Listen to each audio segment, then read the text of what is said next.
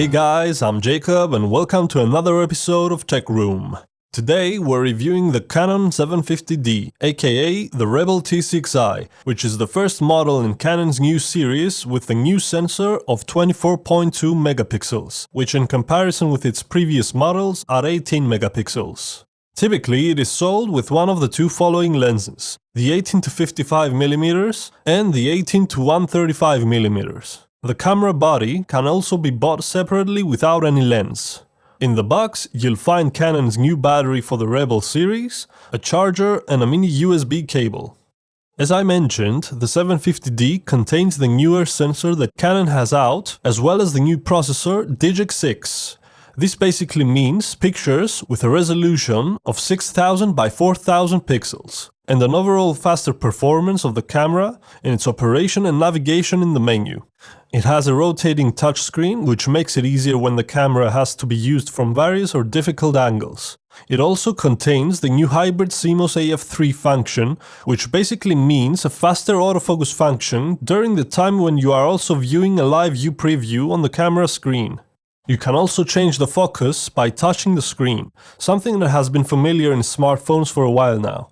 It has 19 autofocus points and focusing is significantly faster and more precise than previous models, which also makes the camera ideal for video where autofocus might be needed. There is now a Wi-Fi and NFC function for remotely controlling the camera through a smartphone. You can also copy pictures from the camera to your phone and upload them to the internet, or even print them directly to a printer that has a Wi-Fi connection. It has an external microphone input, which is also useful for filmmakers since the onboard camera mic is of very low quality. It can take SD cards for the data recording, and file transfer is through a mini USB cable. It also has an HDMI output for connection to an external monitor. One of the strong points of Canon DSLRs and generally with cameras that have an EF mount is the compatibility with the large variety of lenses that Canon has. Also, the camera in combination with the new STM lenses from Canon has a faster and quieter autofocus function. The camera can record full HD video at 1920 by 1080p at 25 and 30 frames per second, depending whether you select PAL or NTSC in the menu.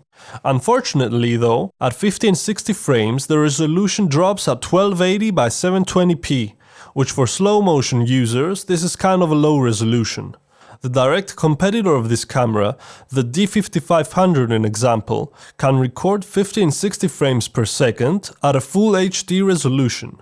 One of the strong points of the 750D in the video function is again the more efficient autofocus, especially when it's combined with an STM type lens for a faster and quieter autofocus. The video recording lasts for 30 minutes, and if a video file exceeds the file size of 4 GB, the video recording continues automatically by continuing recording to a new file. There is also the feature of monitoring the sound levels inside the menu before you begin video recording, but there is no headphone output.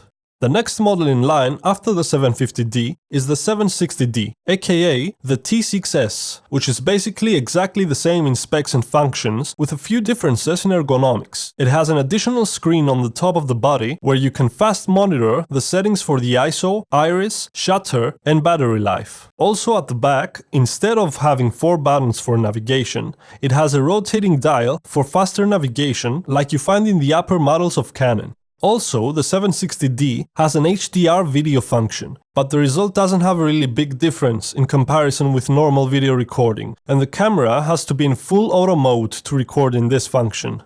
There is also the cheaper option instead of the 750D, which is the 700D, aka the T5i, which uses the previous sensor and Digic processor at 18 megapixels. Its main differences with the 750D are the navigation and usage speed due to the older processor, and it also has less autofocus points, which are 9, when compared to the 750D, which has 19 autofocus points. The 700D though, in the picture quality department, remains a good solution to those that want a more inexpensive option.